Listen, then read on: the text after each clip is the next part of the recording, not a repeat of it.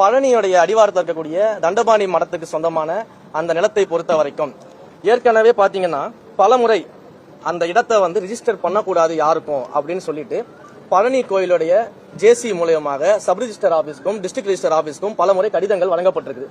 நீங்க அந்த கடிதங்கள் பாத்தீங்கன்னா 15/9/2025, 16/11, 25/12 போன 2025 பாத்தீங்கன்னா இந்த கடிதங்கள்லாம் நம்ம வழங்கியிருக்கிறோம். இதை தாண்டி கடந்த மார்ச் மாதம் 2026 மார்ச் மாதம் 27ஆம் தேதி அன்னைக்கு பாத்தீங்கன்னா அந்த லேண்டை திரும்ப ரிஜிஸ்ட்ரேஷன் பண்றதுக்கு ட்ரை பண்ணிருக்காங்க.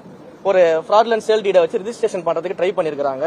சோ அதையும் நம்ம அன்னைக்கு பண்ண முடியாம போனதுனால என்ன பண்றாங்கன்னா ஒரு ரெஃப்யூசல் ஸ்லிப் ஒன்னு கொடுத்துறாங்க. இதை பண்ண முடியாது அப்படின்னு சொல்லிட்டு ரெஃப்யூசல் ஸ்லிப் ஒன்னு அந்த ஏப்ரல் மாசத்துல 1ஆம் தேதி கொடுத்துறாங்க. அந்த ரெஃப்யூசல் ஸ்லிப்பை வச்சுக்கிட்டு அந்த பிரைவேட் பார்ட்டி என்ன பண்றாங்க, ஒரு 2-3 பேர் சேர்ந்துக்கிட்டுனா கோர்ட்டுக்கு போறாங்க. சோ கோர்ட்டுக்கு போயிட்டு ஏப்ரல் 10ஆம் தேதி ஒரு ஆர்டர் ஒன்னு வாங்குறாங்க. அந்த ஆர்டர்ல பாத்தீங்கன்னா கோர்ட் ஒரு வழிமுறையை கொடுக்குறாங்க. டாக்குமெண்ட்ஸ் எல்லாம் வெரிஃபை பண்ணி அது சரியாக இருந்தால் ரிஜிஸ்ட்ரேஷன் பண்ணலாம் கன்சிடர்னு சொல்றாங்க. சோ அப்படி ஒரு ஆர்டர் கொடுக்குறாங்க. இந்த ஆர்டருமே வித்தின் த 1 வீக், ஒரு வாரத்துக்குள்ள இதை செய்யணும் அப்படின்றதுதான் கோர்ட்டுடைய அன்றைக்கு இருந்த ஆர்டராக இருக்கிறது. ஆனா அதற்கு பிறகு பாத்தீங்கன்னா அந்த ஆர்டரை வைத்துக்கொண்டு இப்ப ஜூலை மாதம் என்ன பண்றாங்கன்னா 3ஆம் தேதி சப் ரிஜிஸ்டர் ஆபீஸ்க்கு போறாங்க.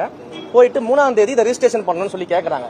ஆனா 2ஆம் தேதியே 3ஆம் தேதி அவர் போறாங்க அதை ரிஜிஸ்ட்ரேஷன் பண்றதுக்கு. அதற்கு முன்னாடி நாள் 2ஆம் தேதியே பழனியுடைய ஜேசி என்ன பண்றாரு அப்படின்னா இந்த லேண்ட்ல எந்த விதமான ரெஜிஸ்ட்ரேஷனும் பண்ணக்கூடாது அப்படின்னு சொல்லிட்டு டிஸ்ட்ரிக்ட் ரெஜிஸ்டர் ஆபீஸுக்கு மீண்டும் கடிதத்தை எழுதிடுறாங்க. 3ஆம் தேதியும் அந்த ரெஜிஸ்ட்ரேஷனை ஹோல்டு பண்ணி பெண்டிங்ல போட்டுறாங்க. அஸ்டின் மணிகண்டன் அப்படின்றவர் சார்ஜுக்கு அன்னைக்கு லீவ்ல போறதுக்காக யாருமே இல்லன்றதுனால சார்ஜுக்கு வராரு. அவரு இதை பத்தியான இந்த ஹிஸ்டரியை தெரியாம என்ன பண்ணிடுறாரு அப்படின்னா அந்த ரெஜிஸ்ட்ரேஷனை அன்னைக்கு பண்ணி கொடுத்துறாரு. இது 6ஆம் தேதி நடக்குது.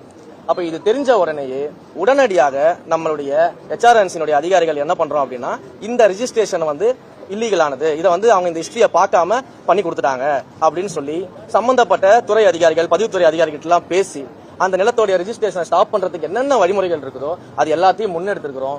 கோர்ட் அந்த சார் பதிவாளரை உடனடியாக சஸ்பென்ஷன் பண்ணிட்டு நேர்மையான விசாரணைக்கு என்னென்ன செய்ய முடியுமோ அது எல்லாத்தையும் அவரும் அவர் துறை சார்ந்து பண்ணிக்கிட்டு இருக்கிறாரு. சட்டத்துக்கு புறம்பான இந்த மாதிரி ஒரு செயலை பண்றதுக்கு கொடைக்கானல் ரெஜிஸ்டர் ஆபீஸ்ல இருந்து ஒரே ஒரு நாளைக்கு ஒரு சர்பதிவாளரை டிரான்ஸ்பர் பண்ண ஆர்டர் போட்ட மாஸ்டர் மைண்ட் யார்? ஒண்ணு.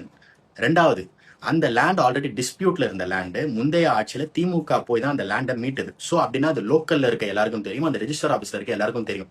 சோ டெம்பரவரியா வந்த ஒரு சர்பதிவாளர் கையெழுத்து போட்டா ஒரு சூப்பர்விஷனே இல்லாம ரெஜிஸ்ட்ரேஷன் பண்ணிட முடியுமா?